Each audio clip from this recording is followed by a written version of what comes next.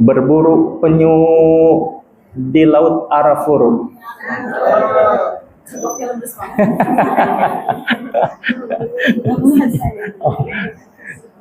Gara-gara puasa malas tak bilang cakep nih ya.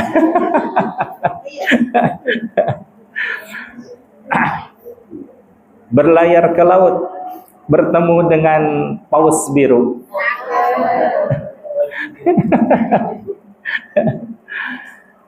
Satu hal yang Allah titipkan kepada diriku dan dirimu, yaitu betapa berharganya sang waktu. Kenapa sekarang bicaranya tentang waktu?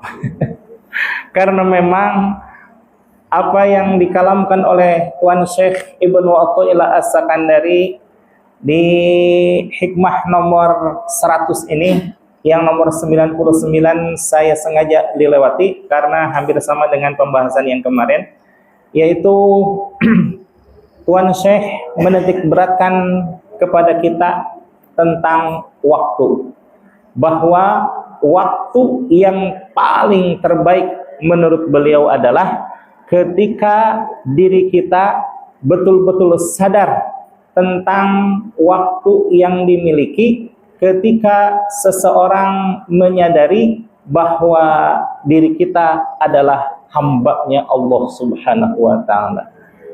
Tidak ada suatu kemuliaan bagi seorang hamba selain ketika menghambakan diri kepada Allah. Justru itulah Bapak Ibu hadirin jamaah sekalian, kenapa Allah memilih diksi menggunakan kalimat hamba-Nya ketika Allah menyatakan di dalam surah Al-Isra ayat pertama, Subhanalladzi asra bi ibadihi bi abdihi bi rasulihi bi nabihi bi abdihi. Subhanallah, betapa Allah demikian mengagungkannya kepada Nabi Muhammad SAW, mengistimewakan di antara makhluk-makhluk yang lainnya, karena memang bahwa kemuliaan Nabi Muhammad SAW memang mulia dan pantas untuk dicinta. Tapi Allah tetap di situ menyatakan ada perbedaan antara khalik dengan makhluk. Allah sebagai khalik dan Nabi Muhammad sebagai makhluk, sekalipun itu sangat dicintainya. Dan disitulah puncak karir Nabi Muhammad SAW sebagai seorang hamba. Apa itu puncaknya? Ketika Allah Subhanahu wa Ta'ala langsung mengundang Nabi Muhammad SAW untuk melaksanakan Isra wal Mi'raj. Dan di situ misi yang terbesar ketika Nabi Muhammad SAW menerima perintah Isra wal Mi'raj dari Nabi dari Allah Subhanahu wa Ta'ala untuk menerima syariat berupa salat. Ibu hadirin yang masa kalian, ada satu hal yang subhanallah jarang disampaikan kepada masyarakat. Kenapa hanya umatnya Nabi Muhammad saja yang menerima syariat berupa salat, sementara umat-umat yang lainnya tidak? Padahal umat-umat nabi-nabi sebelumnya, dari mulai Nabi Isa sampai Nabi Adam alaihissalam, tetap melaksanakan salat. Salah satu buktinya adalah ketika Nabi Muhammad SAW ke Thaibah dan Nabi Muhammad dinyatakan oleh Malak Jibril alaihissalam, wa hadza Thaibah wa ilaika ilaihal muhajirah. Wahai Muhammad, disinilah yang disebut dengan Thaibah itu, dan kesanalah engkau akan hijrah dari Mekah ke Madinah melalui satu lembah yang namanya Thaibah. Lalu ketika sampai di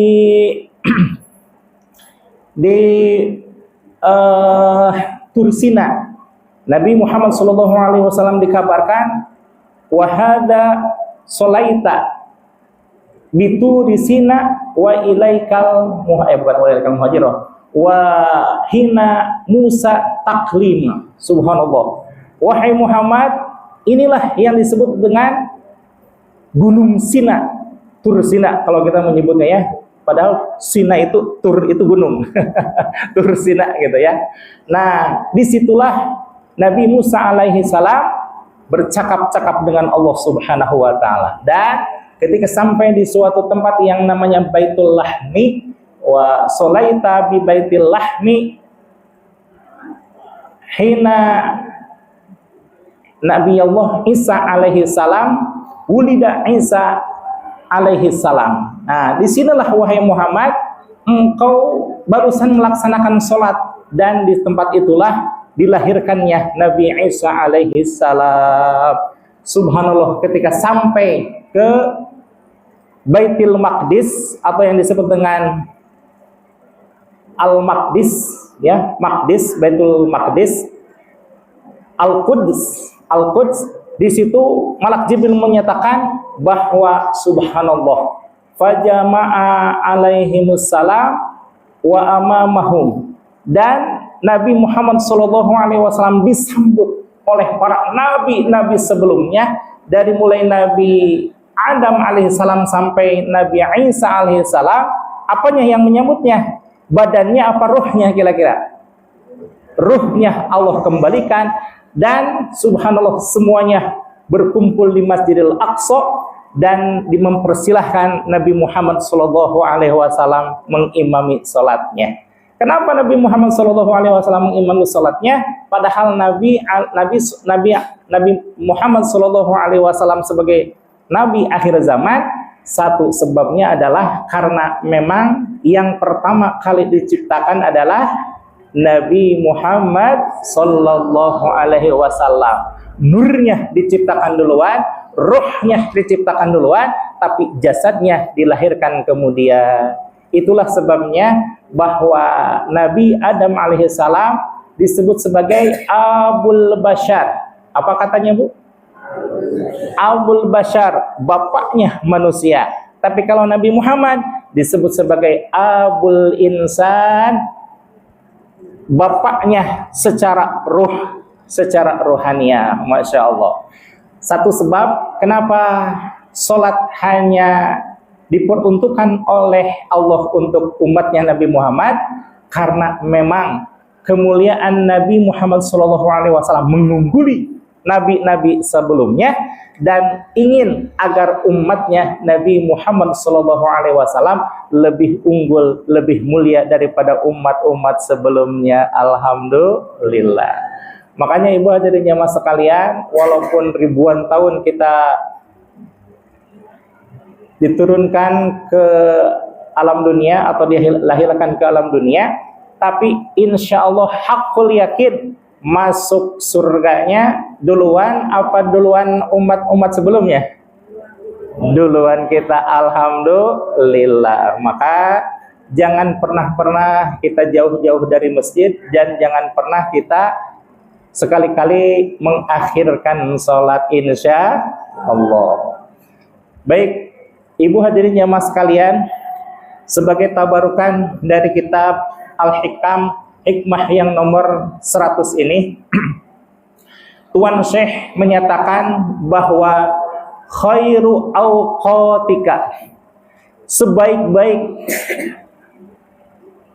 waktu yang kita miliki, waktu tashhadu fihi wujudu faqatika. Subhanallah.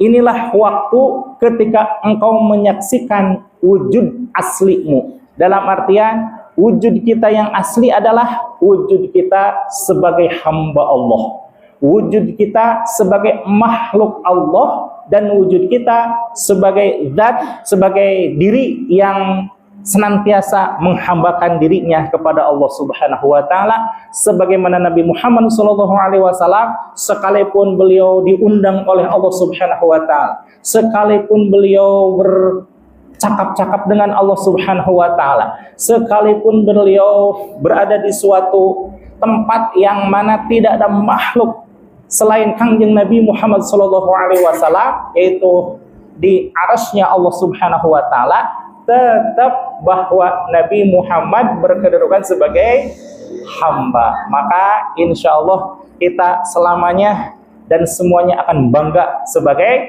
hambanya Allah Subhanahu wa Ta'ala. Tapi jangan sampai hambanya Allah itu ditulis ketika kita ada pengumuman infak saja.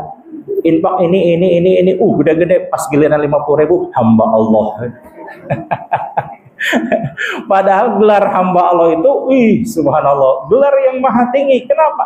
Nabi Muhammad saja digelari oleh Allah abdihi, apalagi kita sekalian, insya Allah.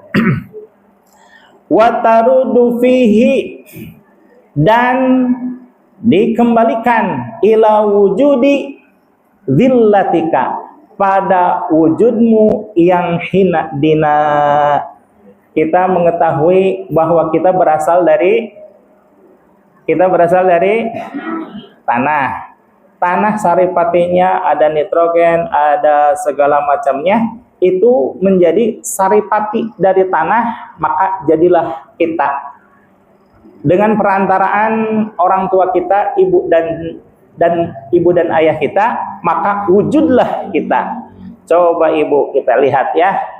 Kalau memang kita berasal dari saripati tanah, yaitu zigot dan ovarium, yang disebut dengan telur gitulah ya.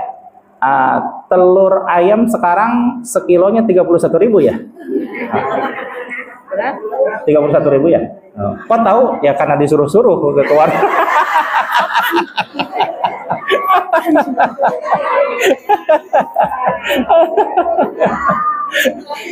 Ya harus tahu ya segala macam harga bawang, harga mie.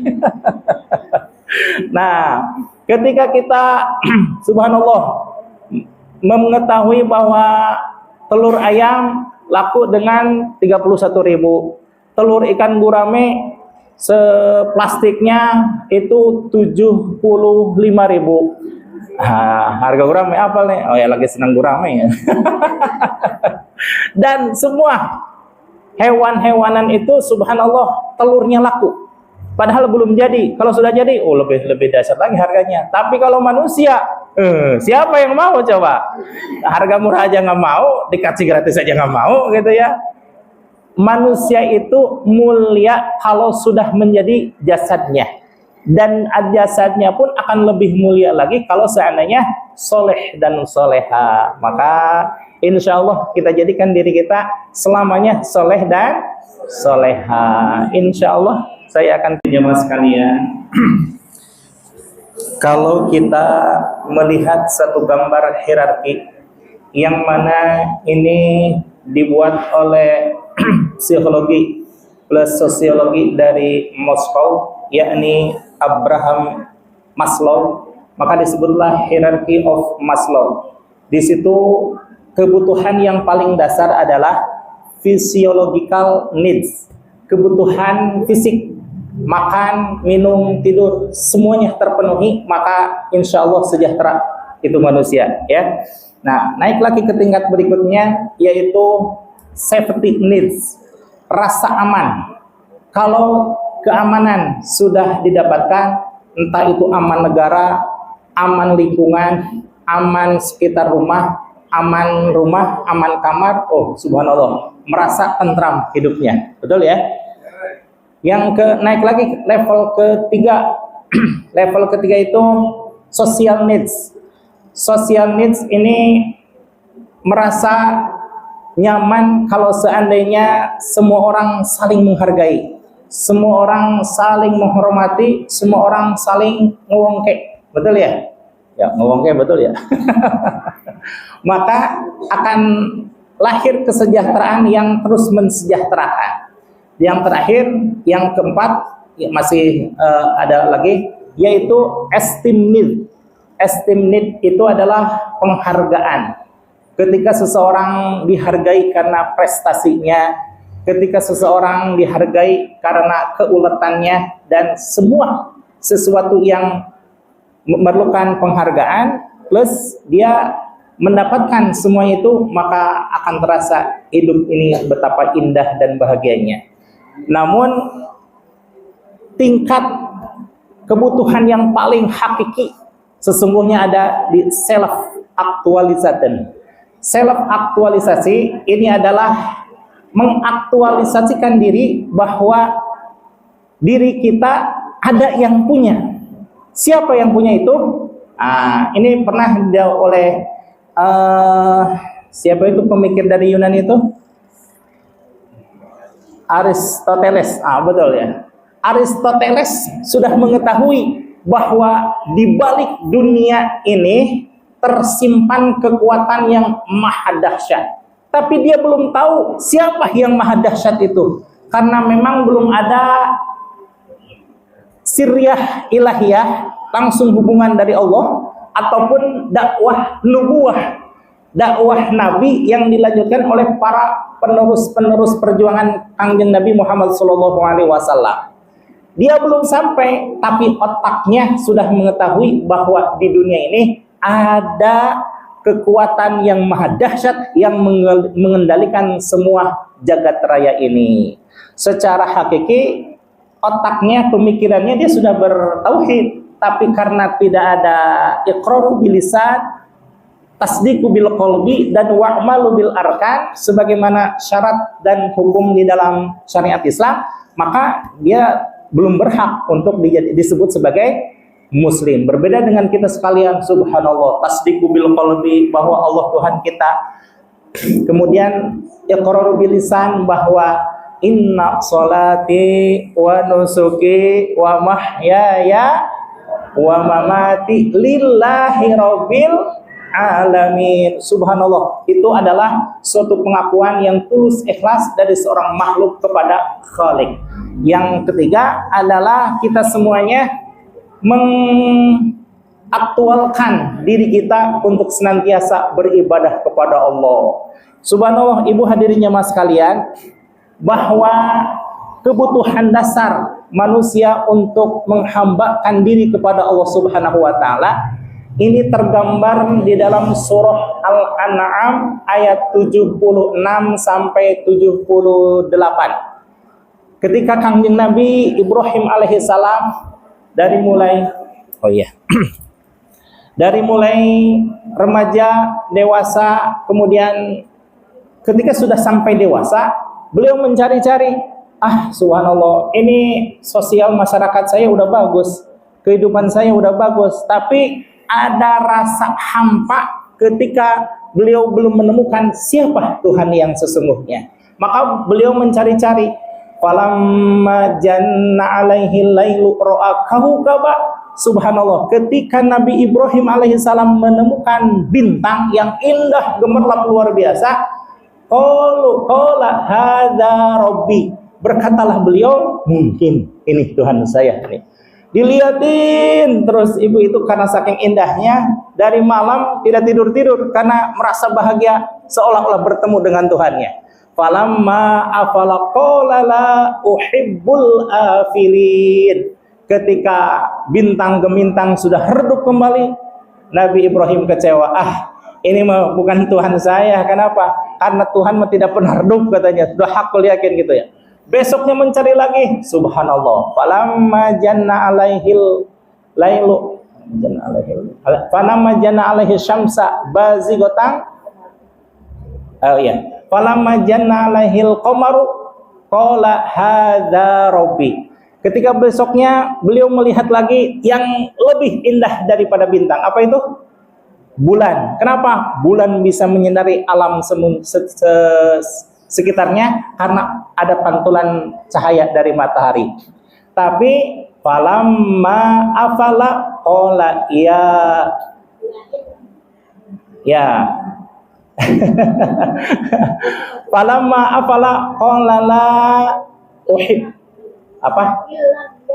fa illam yahdini rabbi la akunanna minal qaumid dhalin. Ketika bulan sudah redup kembali, kecewa lagi itu Nabi Ibrahim alaihissalam. Ini mah bukan Tuhan saya. Kalau begini mah, kenapa? Tuhan tidak pernah redup, Tuhan tidak pernah hilang sama sekali. Besoknya baru Nabi Ibrahim melihat ada benda langit yang begitu gagah perkasa, lebih hebat dari bintang, lebih indah daripada bulan, yaitu matahari. Falamma ra'a syamsa bazighatan qala hadza rabbi hadza akbar. Ketika besoknya beliau melihat matahari, beliau bergumam, mungkin ini Tuhan saya, katanya. Ini mah lebih besar, ini mah lebih gagah, ini mah lebih perkasa. Falamma afalat qala ya qaumi inni bari'um mimma tusyrikun. Pada saat itu ketika matahari tenggelam, beliau berkata kepada umatnya, "Hei kaumku, saya berlepas diri dari apa-apa yang kamu musyrikan," katanya. Kemudian barulah karena kasih sayang Allah, Allah pun menunjukkan siapa Tuhan sesungguhnya. Barulah beliau menyatakan, "Inni wajjahtu wajhiya lilladzi fataras samawati wal ard wa ma kana minal musyrikin." Subhanallah, ya. Segala sesuatu yang disandarkan kepada selain Allah Subhanahu wa taala itu adalah kemusyrikan, dan Allah Subhanahu wa taala pantang untuk dimusyrikan karena Allah Subhanahu wa taala Maha Pencemburu. Maka untuk menyenangkan Allah Subhanahu wa taala dan juga menghidupkan kalbu kita, senantiasa kita mengucapkan la ilaha illallah. Tiada Tuhan selain Allah, tiada Tuhan yang hak untuk diibadahi selain Allah Subhanahu wa taala. Subhanallah, Ibu, Bapak, hadirin jamaah sekalian, kita mah tidak usah capek-capek seperti capeknya Nabi Ibrahim alaihissalam. Nabi Ibrahim mencari kesana kemari, kalau bukan karena kesadarannya self aktualisasi, mengaktualkan dirinya, menghambakan dirinya kepada siapa yang berhak untuk disembah, maka itu tidak akan menjadikan Nabi Ibrahim alaihissalam menemukan Tuhannya yang sejati. Namun perpaduan antara ikhtiar Nabi Ibrahim alaihissalam dan juga takdir Allah Subhanahu wa taala akhirnya menjadikan Nabi Ibrahim alaihissalam menemukan Tuhan yang sejati, yaitu Allah Subhanahu wa taala. Dan Allah Subhanahu wa taala mengabadikan nama Nabi Ibrahim alaihissalam senantiasa disebut-sebutkan oleh kaum muslimin wal muslimat dengan Allahumma sholli ala sayyidina Muhammad wa ala ali sayyidina Muhammad kama shallaita ala wa ala ali sayyidina Ibrahim. Subhanallah, Allah betapa mengagungkan Nabi Ibrahim alaihissalam karena beliau pun mengagungkan Allah Subhanahu wa taala. Salah satu bukti kenapa Nabi Ibrahim alaihissalam diagungkan oleh Allah Subhanahu wa taala, salah satu buktinya bahwa di antara keturunan-keturunan Nabi Ibrahim alaihissalam itu terdapat banyak orang-orang yang mulia. Ibu, kira-kira nih, kalau putra dan putri ibu atau bahkan cucu cicit ibu ada yang menjadi orang soleh atau orang yang berprestasi, kira-kira ibu senang nggak? Senang aja apa senang banget ini teh? Senang banget. Itu cuma beberapa ibu ya, mungkin 1, 2, 3, 4, 5 gitu. Ini Nabi Ibrahim alaihissalam turunannya sampai 70.000 nabi, di antara 124.000 nabi itu adalah keturunan dari Nabi Ibrahim alaihissalam, termasuk Nabi Muhammad sallallahu alaihi wasallam itu adalah keturunan dari Nabi Ibrahim alaihissalam dari jalur Nabi Ismail alaihissalam. Subhanallah, kemuliaan Nabi Ibrahim alaihissalam karena beliau memahamuliakan Allah Subhanahu wa taala. Insyaallah kita semuanya mengagungkan Allah Subhanahu wa taala, memuliakan orang-orang yang dimuliakan oleh Allah Subhanahu wa taala supaya semuanya tetap mulia di hadapan Allah Subhanahu wa taala. Ibu hadirin jamaah sekalian, betapa bergetar hati kita, meneteskan air mata ketika kita melihat sejarah Nabi Muhammad Sallallahu Alaihi Wasallam, dari mulai kelahirannya, dari mulai silsilah beliau sampai kepada Nabi Ibrahim alaihissalam, sampai riwayat hidupnya yang penuh dengan kesolehan. Masya Allah. Jangankan Nabi Muhammad Sallallahu Alaihi Wasallam, kita melihat sejarah guru kita yang terdekat gitu ya. Kalau kepada Nabi Muhammad kan berarti dari 37 berarti 35 ya. Kan Allah, malak Jibril alaihissalam, Nabi Muhammad. Berarti Nabi Muhammad 35 dari silsilah kita. Masya Allah, betapa bergetarnya kita melihat akan kemuliaan kangjeng Nabi Muhammad Sallallahu Alaihi Wasallam. Melihat guru kita saja, subhanallah. Apa itu salah satunya? Salah satunya ketika ada orang yang menghina. Bagaimana balasannya? Nabi Muhammad jangankan menghina, ditampoki sama kotoran onta, beliau marah tidak? Tidak. Tapi kalau sesuatu yang berhubungan dengan agama, beliau marah tidak? Marah. Masa agama diem aja? Allah dihina diem aja? Enggak. Kalau pribadinya, keluarganya dihina, beliau biasa-biasa aja. Tapi kalau agama dihina, Masya Allah. Pernah suatu terjadi, ada seorang muslimah yang kerudungnya diginiin, dilecopotin. Nabi Muhammad langsung mengirim para pemuda-pemuda untuk meringkus itu orang yang berbuat jahat kepada muslimah tersebut. Betapa untuk dirinya beliau biasa-biasa saja,